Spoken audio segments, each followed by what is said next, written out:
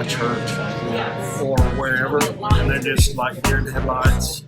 Yeah, and they say the strangest stuff. Talk about silver, precious metal, and how things are changing.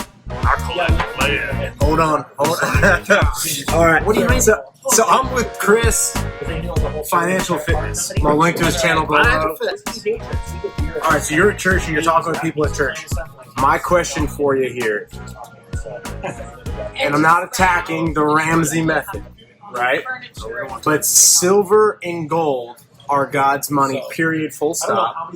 And Christ himself was sold out for 30 ounces of silver, 30 shekels of silver, which is a half an ounce, so 15 ounces of silver. Not a whole lot, not even a whole tube for the Prince of Peace, right? I mean, it's really a small price, right? And I think a silver was about a day's labor.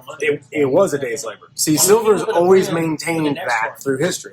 Except at this point in time, I think it's suppressed. Other people think it's, nefariously suppressed.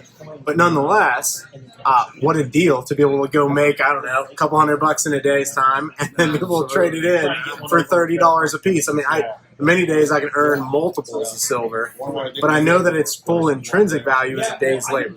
It ratios to that day's labor. Why do you think the church at this point in time hasn't come around to silver and gold? Recency biased. I'd agree with that. It is. We've been doing the dollar thing. We trade in dollars. Yep. We both grew up. Here's $20. This is $20. This is $30. And it's so hard because they've been talking about this since 1971. When that happened, when Nixon took it off the gold standard, and the China emperor said, "We now see the end of America." 100%. It's like, okay, there it is. There it is. And everybody went, "Oh, hyperinflation's coming." Yeah. And they've been singing the same tune ever since. And the people pulling the strings have been pushing this down. They do not want you to know the truth. Now I'm going to say something to the Ramsey crowd, right? Because the Ramsey method You got works. some Ramsey people over here? There might not be a ton of Ramsey people in here. But if we title this with anything Ramsey, they'll be coming in, right? They'll be coming in. And I love what Dave puts out. A lot of his material, I love it. For his audience, it makes total sense, right? Now we live in a debt-based monetary system. So if you're utilizing debt to buy assets or loan against those assets, and those assets have cash flow, it's a different conversation. And Ramsey keeps it simple, and he goes, "I'm not even going to touch it," because he's talking about consumer debt. And he's not talking rental property. He purchases rental properties cash, and he has a loan against them. I get it. I totally get it. And for a lot of Americans, that makes sense. He plays not to lose.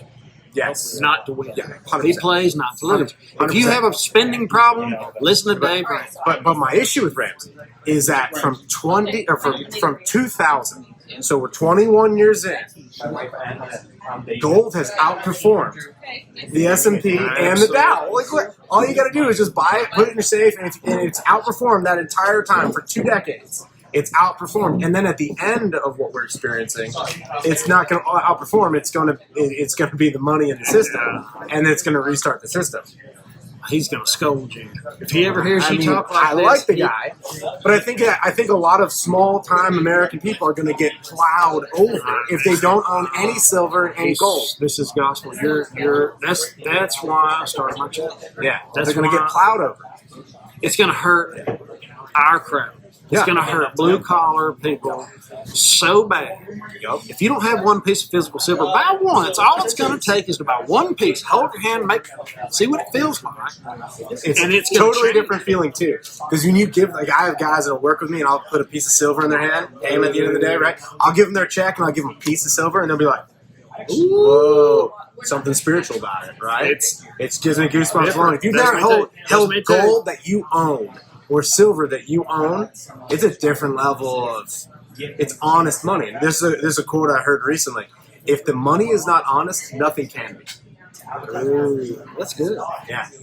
That's really good. Nothing can be. But to what you said, if our types of people possess this monetary energy, when things hit the fan, we have a better chance at landing at a softer landing because we have the right types of people that can put that into circulation. For example, Chris is a welder. I spend a lot of money with welders every year, like way too much money. Like my wife does, like on our tax returns, it's always over 10 grand. We're expensive, and it is just like we talk too much. Super, right? But even inside of a local economy, I can trade you labor for silver, can I? Absolutely. That's a whole nother. That's not even a taxable transaction. Yeah, that's true. That's not even a That's taxable. another thing. When you go to buy silver and you give them your fiat debt notes, Yeah. they're going to give you something that fits in your hand and goes, whoa, that's cool. Where's the tax? Oh, there's not any tax. No, because it's real money. And when you look at an ounce of U.S. silver, it says $1. And you're like, wait a second, I just paid $35 for this. What happened? Why is it? It was $1. I know. Yeah. When we leave the silver store, I have our 7-year-old daughter saving silver because I want her to stack it away for her first car. Awesome. I can't have her stack $20 bills for her first car at this point, right? She's got a decade to go. Yep. Every time we go, we get back in the truck and she goes, Dad, we just gave them fake money. She knows. She knows. Good job, man. You're teaching them right. She knows. So this is Chris, Financial Fitness. Check out his channel, link below. Comment on today's show. Appreciate you guys.